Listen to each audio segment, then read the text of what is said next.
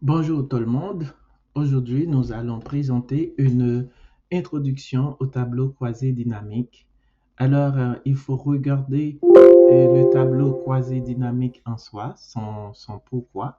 C'est un outil puissant pour analyser, résumer et présenter des données volumineuses. Alors, lorsqu'on a des données volumineuses, c'est important de bien les analyser, mais aussi c'est important de bien les résumer. Ça permet aussi d'agréger, filtrer et comparer rapidement les données. Alors, le mot-clé ici, c'est agréger. Par exemple, je peux avoir, par exemple, la moyenne des ventes par mois d'un agent donné. Par exemple, si j'ai plusieurs agents qui font la vente pour moi, alors je peux avoir la moyenne des ventes par mois d'un agent. Et je peux avoir aussi la moyenne de ventes par mois d'un agent dans tel département, dans telle région du pays. Alors, c'est important parce que le mot agrégé est important.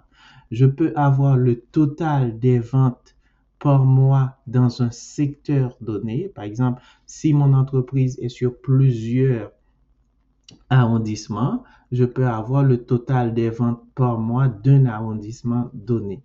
Alors, les tableaux les tableaux quasi-dynamiques vont me permettre de faire cette agrégation, de présenter les données de façon groupée et expliquée à l'aide des fonctions statistiques notamment. Je peux présenter le total, je peux présenter la moyenne, etc. Quand utiliser un tableau quasi-dynamique? Lorsque vous avez une grande quantité de données, ça c'est la première chose, pour simplifier les choses, pour résumer, pour obtenir des totaux, des moyennes, des comptes par catégorie, lorsque vous avez des catégories. Par exemple, je peux avoir vente totale de tel produit, vente totale pour le mois de décembre de tel service, vente moyenne de tel produit, lorsque vous avez plusieurs catégories. Pour créer des rapports de synthèse dynamique, vous pouvez inclure les tableaux quasi-dynamiques dans des rapports de synthèse. Par exemple, si votre entreprise est sur plusieurs régions, vous pouvez faire une analyse région par région, mais si vous voulez avoir une image globale de votre entreprise, de votre institution, du service rendu sur l'ensemble de régions, alors vous pouvez faire une synthèse. Alors, les tableaux croisés dynamiques peuvent vous aider à faire cette synthèse-là. Préparer les données. Les données doivent être sous forme de tableaux structurés d'abord. Alors, pour faire un tableau croisé dynamique, il faut avoir un tableau structuré. Chaque colonne doit avoir son en-tête et l'en-tête doit être unique. Pas de ligne ou colonne vide au milieu des données. Alors, il ne faut pas avoir de ligne ni de colonne vide au milieu des données. Alors, juste pour dire qu'il faut avoir un tableau structuré. Créer un tableau croisé dynamique dans Excel. Alors, vous devriez sélectionner la plage de données. L'onglet Insertion fait toujours ce même travail pour les graphiques, pour les tableaux ou bien pour les tableaux croisés dynamiques. Choisir l'emplacement, ça peut être dans une nouvelle feuille ou bien feuille existante. Ça peut être dans une nouvelle feuille ou feuille existante. Si vous voulez que votre tableau reste dans la même feuille que vos données, c'est votre choix. Si vous voulez que votre tableau croisé dynamique soit dans une autre feuille par rapport à vos données, ça c'est aussi votre choix. Ajouter les champs dans les zones.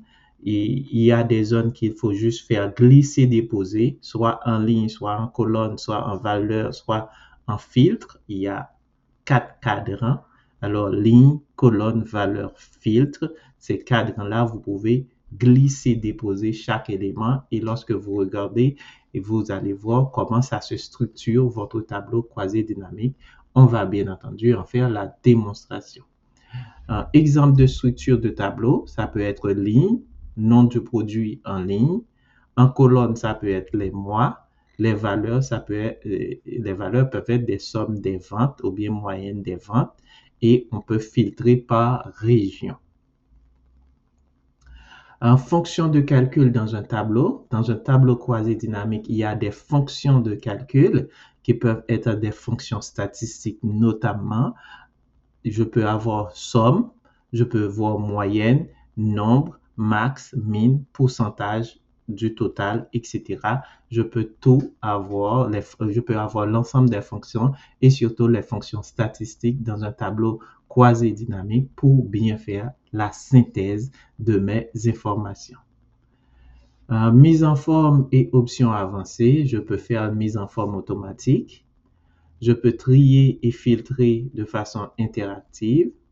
Je peux afficher sous forme de graphique quasi-dynamique aussi les informations. C'est-à-dire, quand j'ai un tableau quasi-dynamique, je peux faire des graphiques quasi-dynamiques avec mon tableau quasi-dynamique.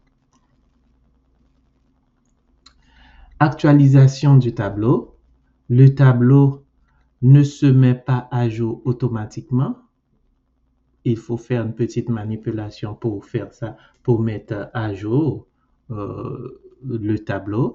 Cliquez avec le bouton droit, actualiser ou via l'onglet analyse tableau de quasi-dynamique. On peut faire l'actualisation le cas échéant. De toute façon, on va en faire la démonstration d'actualisation. Comme ça, vous allez voir aussi dans certains cas comment ça peut se mettre à jour. Avantage d'un tableau, c'est analyse rapide des données, réduction du risque d'erreur manuelle, analyse rapide, réduction du risque quand vous n'avez pas à entrer à nouveau les données. Si vous avez des données dans un tableau structuré, vous pouvez en faire votre tableau quasi-dynamique. Résultat personnalisable et facilement modifiable. Si vous modifiez la source de données, vous pouvez réactualiser votre tableau quasi-dynamique aussi. En conclusion, le tableau quasi-dynamique est un outil essentiel dans Excel. Il permet de transformer des données brutes en informations claires et exploitables. Ça permet aussi d'agréger les informations, comme je l'ai déjà expliqué, mais aussi d'en faire la synthèse afin de présenter une conclusion globale des rapports pour un secteur d'activité, pour une région donnée, voire pour tout un pays. Merci beaucoup et à tantôt pour la démonstration.